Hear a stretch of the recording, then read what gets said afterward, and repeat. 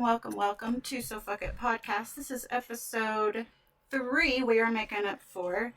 I know it took us a while, but personal issues. So thank you guys for being here. We're going to go ahead and start with harm reduction. So, um, we have real conversations about real issues. There is no judgment, there is no shame. And I am your host, Soph, and we're talking about harm reduction. And then after that, we've got Jimi here to take on his segment. So, harm reduction is a public health philosophy and set of practical strategies designed to reduce the negative consequences of drug use. It's rooted in dignity, compassion, and evidence, not punishment. It means meeting people where they're at and not where we think they should be. So, number one, know what you're using. If you're using any substance, legal or not, knowing what's actually in it is key. Many street drugs are cut with dangerous additives like fentanyl, which is about 50 to 100 times more potent than heroin. So, get some test strips, test your stuff, guys. Number two, don't use alone. Overdoses are more likely to be fatal when people use alone.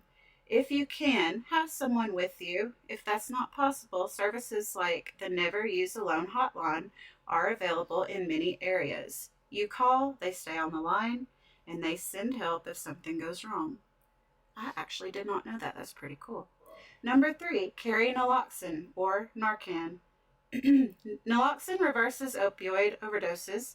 It's easy to use, available without a prescription in many states, and it saves lives. Number four, start low, go slow, especially with substances you're not familiar with or ones that could be laced with stronger drugs. Start with a small amount and wait to see how it affects Sexy's you Chexy said I don't hear anything. before taking more.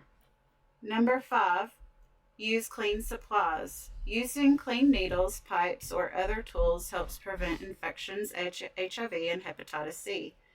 Many communities have needle exchanges or harm reduction centers that provide sterile equipment and safe disposal. So, everyone deserves to be safe. Harm reduction does not mean giving up on people. It does not mean giving up at all. If you're struggling or want to talk to someone, there are resources out there. You can talk to me, you can talk to a friend, you can talk to a family member or loved one, or you can just come on Discord over here and go to under the community board section.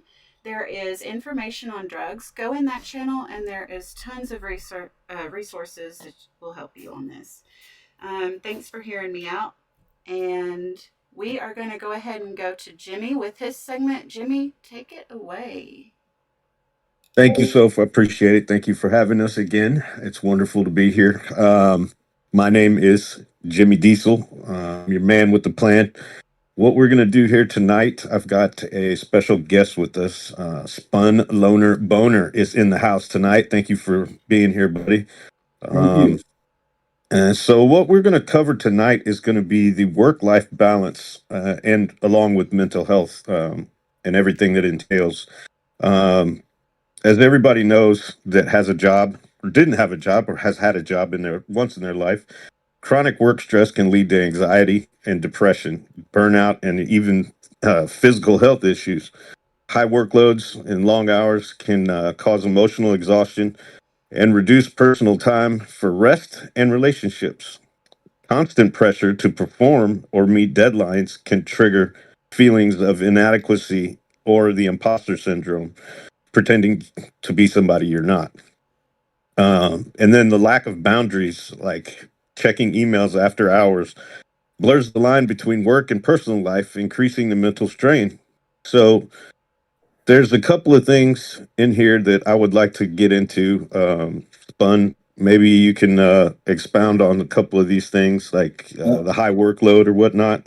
I definitely can say some things about that, but I would like to hear what you have to say first because I think that it all starts before you get to work. But just go ahead. I definitely agree with you on that. But specifically for this one, we're just going to talk about work. But I do agree with you when you say that. So the work-life balance thing, I mean, it's hard for an average person to do it, let alone a CEO. I mean, everybody's got a different level of stress. But you may be, I don't know, the janitor. I'm not saying there's any difference between a janitor and the CEO because you're supposed to treat both of them the same way. However, um, you might get the janitor might be stressed out that he's got too many toilets to clean today, while the CEO is worrying about how he's going to, line his employees' pockets with money. So, how do you balance that? I'd like to tell you that I had the answer for you, but I really don't because I'm still trying to figure it out myself. So that's what I've come to figure out about this podcast is you talk to so many different people out there and they have their ideas and then you bounce your ideas off them and see how it goes. So let's just go ahead, Spun, get into it, man. Oh, I'm right now. I'm taking notes, but the thing is, there is a way to get that reciprocity where you can take the janitor and the middle management and all these people and make them most productive. And the way you do that is, first of all, setting a level playing field of the fact that we all have a part in this company, right, or this business, but also understanding that each person that's on your team has to also understand some of their roles are more important than others. Some roles are more important than others. That honesty will make people not feel so out of place. I think sometimes like you see when you start a new job, just like a hourly wage job, just whatever. You feel like you have to work real hard for some reason. Like Right. you want to make a good impression, and everybody's like, "Dude, just calm down, dude." Well, the problem is that there's a facade that somehow this job requires hard work, but it doesn't. If you want to get the most out of your employees, you have to first be honest with yourself about what you're really wanting, and convey that to them through either example or through just you know however you want to do it, like through giving more carrot than stick, whatever it is, whatever your approach is to keeping people in line.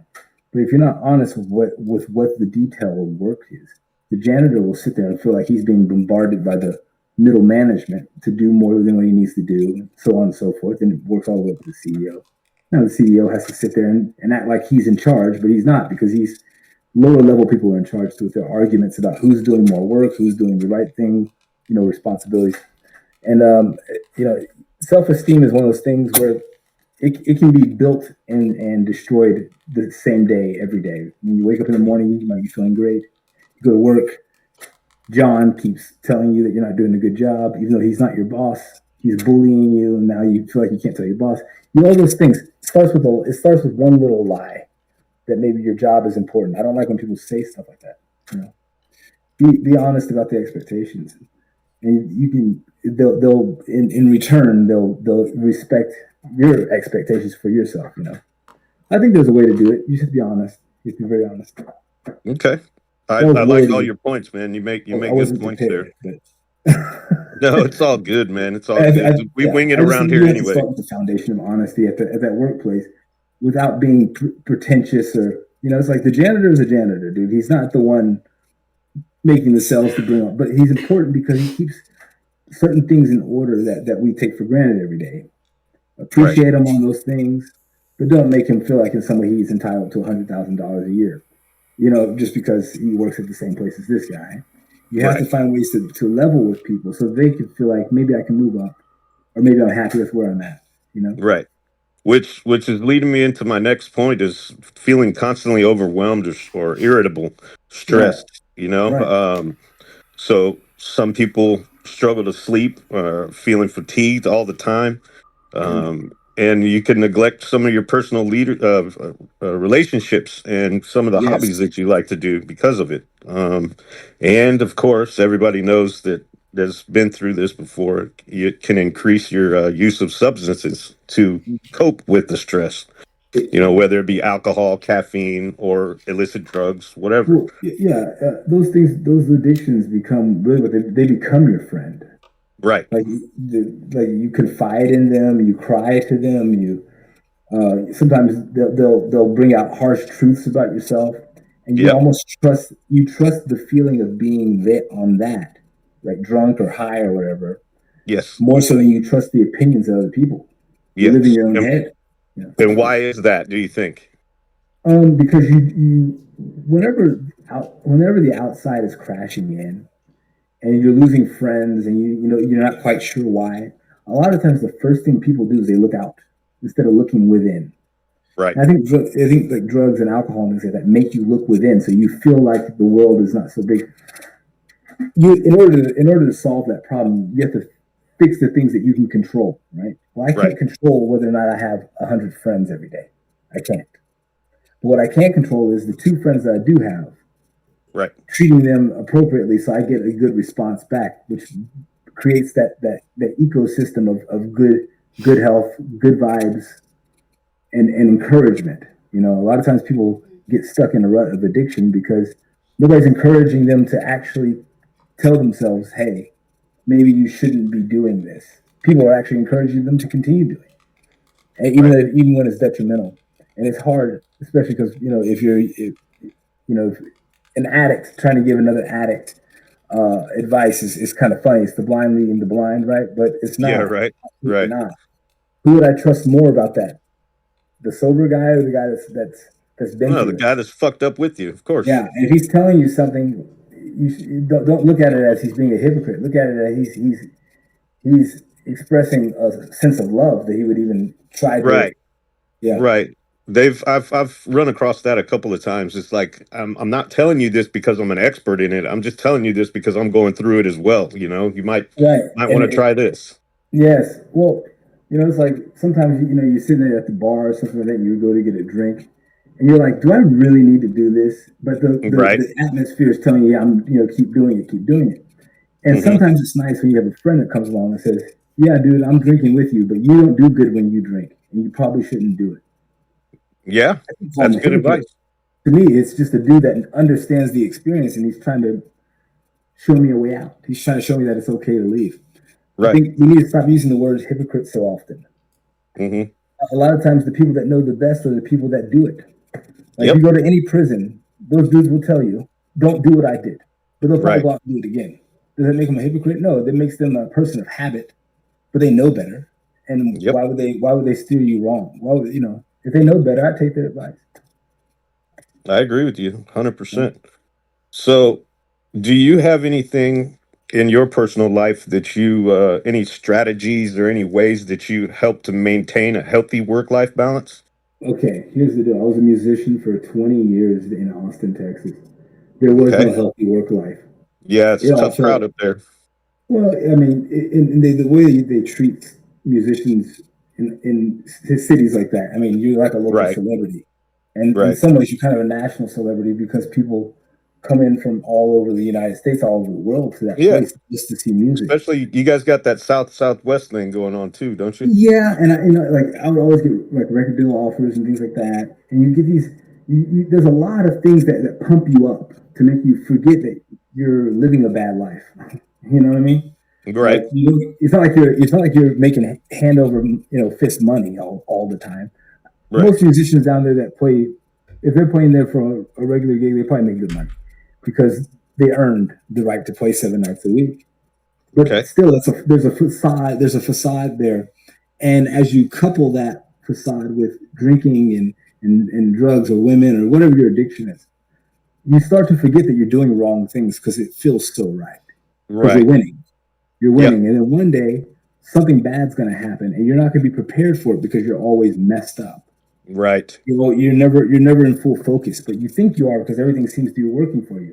But when things aren't working for you, you have no control because you're not controlling yourself. So I've definitely seen that, and W said emoji and highest. I went through it. Two DWIs later, there I was. It's like now my life stinks. It's like all those dreams I had were crushed because I was very glib, and I thought that I'm doing fine now. So who thinks it's ever going to get worse? It will get worse. It will get worse because over time you lose control of yourself because people are taking care of you. You're not taking care of yourself. People give you free food, free everything. You're like, I'm on top of the world. No, you're at the bottom of it. And they keep feeding you. You want to be the person feeding people. You don't want to be the person being fed. I agree with you 100%. I talked about that on the last podcast about being past rock bottom. Like I don't know what it's called. Mhm. Nobody has told me a good name for it yet, but that level underneath the rock bottom, yeah, I W think that's said what you're emoji talking about. snort everything Oh, emoji I know. DRG You know, underscore sometimes Pookie01. if you don't even have to be all at the bottom to be. Uh-oh. I think we Okay, we lost. lost you there Oh, for a second, buddy. there he is. Oh, okay. Yeah, I mean, you don't have to be in always rock bottom to fail. You can be in a shallow pool Right. and drown, dude. You Oh, know, yeah. people like stand up, but it's too late because you weren't paying attention. You weren't prepared. It doesn't take much to put you in a tailspin. It really doesn't. You don't have to be a criminal or even an addict, really. You just have to be a person that's not focused on what's real and what's in front of you. Uh, I agree. most of life is peripheral. It's happening around you, and you're not focused on the goal. And if you don't have a hobby or a pursuit that is healthy, that isn't criminal or selling your body, it's hard to stay focused on a goal because everybody else is influencing you. Like Right. being a musician is hard because I depend on everybody to take care of me. But if I'm just working a job at like Discount Tire, I have to work my way up. That's on me. It's not on them, you know?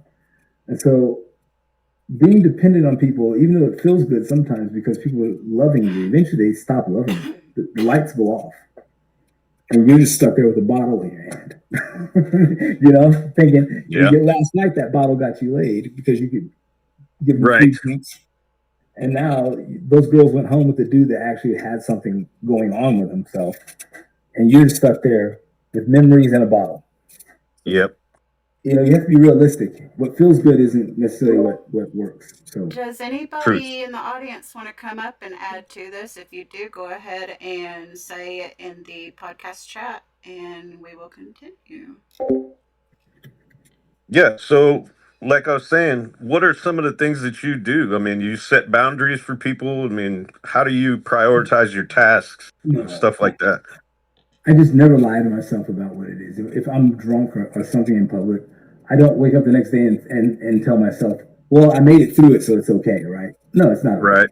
It's Okay. ruining my life. And to sit there and be like, I'm in control of it, you're not. Even if you want to keep doing it and ruin your life, fine. Don't lie to yourself because Right. one day Be you're real with yourself 100%. Okay. the truth will be your exit when you really need it. If you Right. keep lying, then you're just closing that exit. So now you're trapped in your own, minefield of lies and distractions, so that you can continue doing what you want to do. It becomes very selfish after a while. That you won't even admit that this is definitely the culprit for my life being in the toilet. It's like you have to Yes. be honest. I don't care what people do. What you do on your own time is fine. W said sub soft trademark. The thing is that like if somebody says, "Hey, I think that's destroying your life," you have to be able to look them in the eye and say, "I think you're right." Right. I understand that. I think it's that's something that a lot of people don't do, man. Yeah, you don't want to be a liar. Yes. Okay. So being truthful with yourself in every situation, no matter if you're under the influence or not, is definitely a good piece of advice. Yeah. What about as far as W said, I don't know what ID talk about. Can I just do exercise and drugs? nutrition for Tuna yourself? said this Taking is care his of forum. yourself? Far be it from me Dude, to they knock all go him hand off in his hand. share. The person that's honest with themselves will also look at themselves in the mirror and say, "I need to lose some weight." Yeah. And you know what I mean? Like, somebody said like the worst person to lie to is yourself, because if every day you make a promise that you'll do 5 push-ups, but you never even do 2, that means if you're lying, if you can't even motivate yourself to do the things you need to do for yourself, and then you're lying to everybody else, why would you have friends? Who would be a friend with a person that constantly falls and they want you to fall with them? It's an interesting concept. So don't lie to yourself. Don't lie to yourself ever. Just say, if you failed, say I failed, but I'll try again. Don't say I'm a failure. You failed. Well, no, I mean, there's an old saying that says a master Tuna at said something our has views failed more differ by times than only a you've even little, but he's tried. gonna So, be right this whole like, time. Doesn't I put mean, my it's take just on it. it's very simple. Yes, it's okay to fail, but it's not okay to quit in anything. Just W keep said going. fair enough, I'm I down. think it's okay to quit things, because it's also not lying to yourself. What I don't like is people who give up. That's the difference. So like if I say, man, like I'm 50 years old. Music is I've been doing it for a long time. I'm not 50, but I'm just saying. If I was 50, I've been doing music for a long time, but it's not really progressing my life anymore. I'm not going to give up on playing music, but I'm going to have to quit making that a priority so I can live, so I can eat. You know what I mean? After a while, it becomes this thing where you're not being realistic. You can't have what you want, but you can always have what you need if you work for it. You know, and so like you can't have that woman that you think is so hot, but she might be bad for you anyway. That's why. So thank heaven that she said no. W said. Maybe you'll find a different girl that isn't as hot, but man, she makes your day better every day because you were honest with yourself. Yeah. Take the 6. You can't get the 10. Take the 6 and be happy with it and treat it like a 10. But people don't want to do that. And so then they do that to themselves. They think themselves to be a 10. I'm like, no, dude, you're totally a 2. And you need you know, I have to tell myself those things in order just to wake up in the morning. Right. Well, we got another guest on the show. Said my bad. LOL. This is Twackie Chan. Is that right? Awesome. I'm going to mute my mic so I don't talk. So I'm going to. Twackie, go ahead, take it away, buddy. What you got, man? You got something to fill us in on? Your mic's on mute, bro. There you go. I'm Twackie. I like drugs. And what were we talking about? I'm sorry, I was focused on doing drugs. Yes, the work-life balance. Oh, okay. I'm sorry, my bad. See, this is what happens when you focus a majority of your life getting high. You know, I've been getting high since a very young age, younger than I probably should have. I started at 15. 15 on the hard drugs. Started with cocaine, went to crack, then it went to ice, then it went to everything in between. So I always tell people my drug of choice is more, sadly. But it's what I use to get by, you know, to live my life day to day, you know, one foot in front of the other, you know, with a bubble in my hand and a bag of dope in the other. I completely understand that.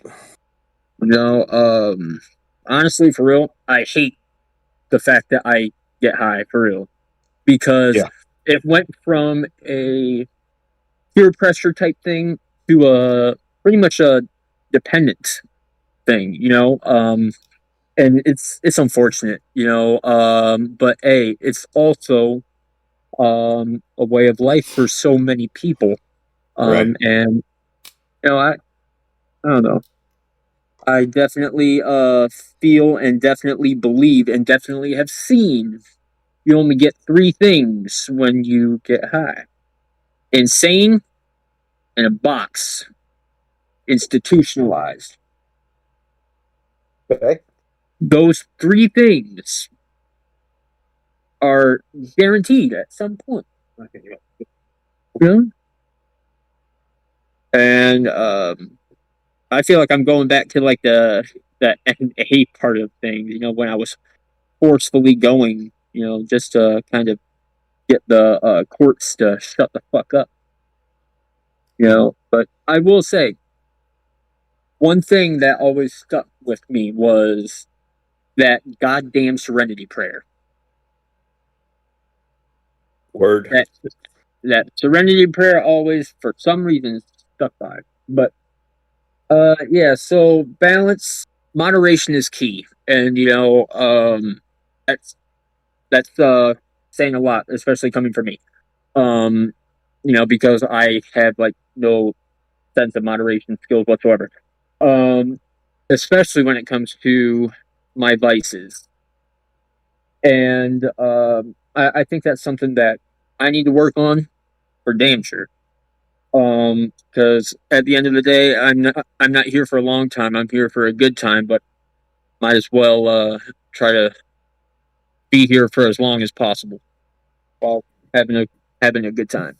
Would you agree that usually a long life means that you're probably having a good time doing it? Like, oh, absolutely. Usually short lives are very, very tragic. there's a lot going on in that person's life. But imagine a life where when you wake up in the morning, you don't have to smoke a cigarette. You can choose to. You don't have to. You can go a week without it. You know, it's fun doing it, but the stress of doing it, it's just I never know how to really approach that. It's like I think I live a fun life in all aspects of it, and I still sometimes think, well, I missed the mark because I didn't prepare for the future.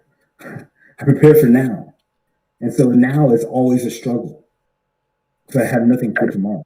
You know, it's like think about how much better our lives could be if we were more prepared. If I was a week prepared instead of a day prepared. You know, that'd be a fun life. That's a fun life. That's the kind of life that gets you a yacht. The kind of life I live is the kind of life that gets you got. You know what I mean? I hear that. So you speak the truth. I'm not sure if but it's definitely an experience because I had to look at other people too. Like when you're sitting there and you're doing whatever it is that you're doing that you know you shouldn't be doing, and you're doing it with somebody else. Look at them and say, are they living the kind of life that I want to live? Because I'm hanging out with them every day. And if anything, you can move on and move forward, and they might not come with you, but you can always come back and get them if you pursue that. But if you don't, you might not ever be able to help them at all. And this is a person that you love, you know? It's like, in order to move forward, you have to think outside yourself. You can't just think about how you feel. And like these past 3 years of my life have been really difficult because I couldn't get out of W said, "Oh shit, my bad." It was the first time it ever happened to me, and I finally understood what it felt like to be trapped in depression. It's subtle. It's like a midget that's sitting on your back.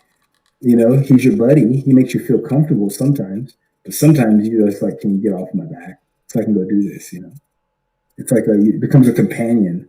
W said, "I didn't know, like I said, I never done this do before." Something for the world or your community or for your spouse, something outside of yourself, you know, that requires you to do effort outside of yourself. It's really hard to move forward.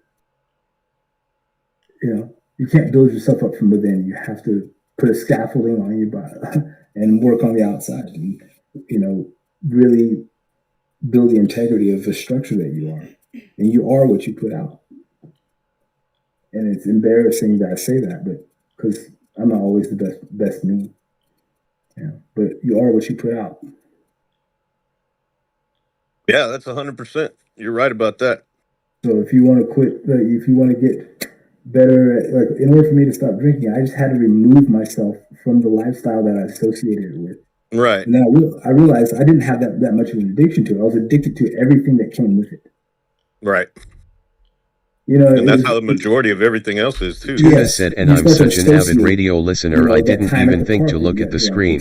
You're at the lake. Like how I don't get DMS or chats immediately. And then you have to completely remove yourself from the people that facilitate that, the money that facilitates that, and get very uncomfortable.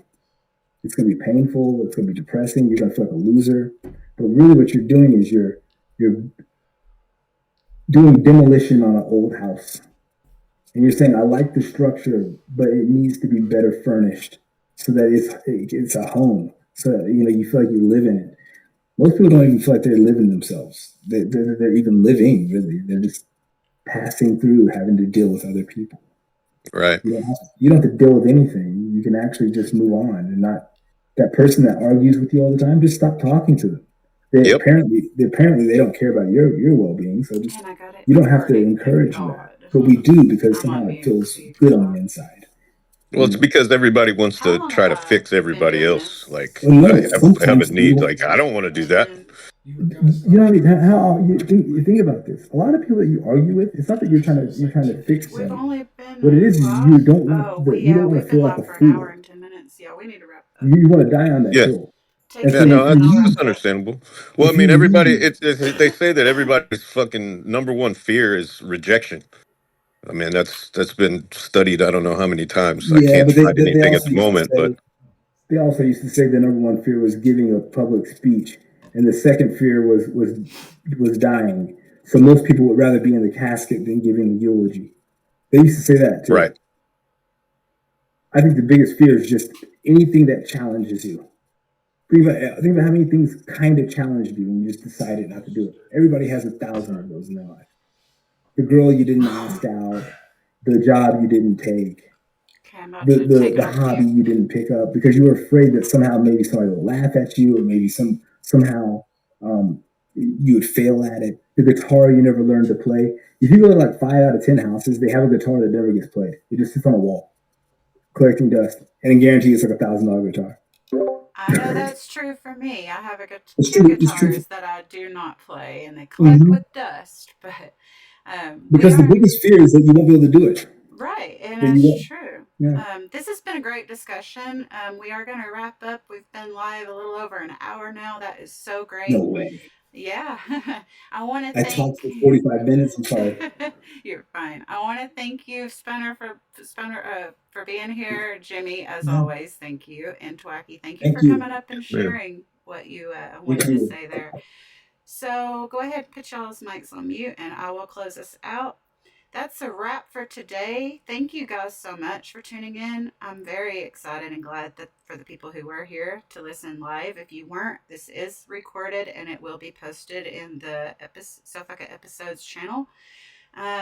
If you liked it, make sure and come back and listen to episode 4, which we will be doing on the 18th at 10 p.m. Mountain Standard Time.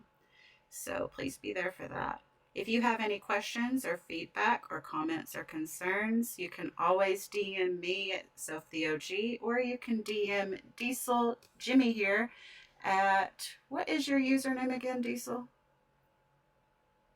It's just Jimmy Diesel. It's JIMMI_Diesel. Thank you very much. And you can also hit his number up. It is in the podcast episodes channel as well. All right, so until next time, guys, take care of yourself and each other. Stay curious, stay kind, and keep the conversation going. See you guys next time. Later.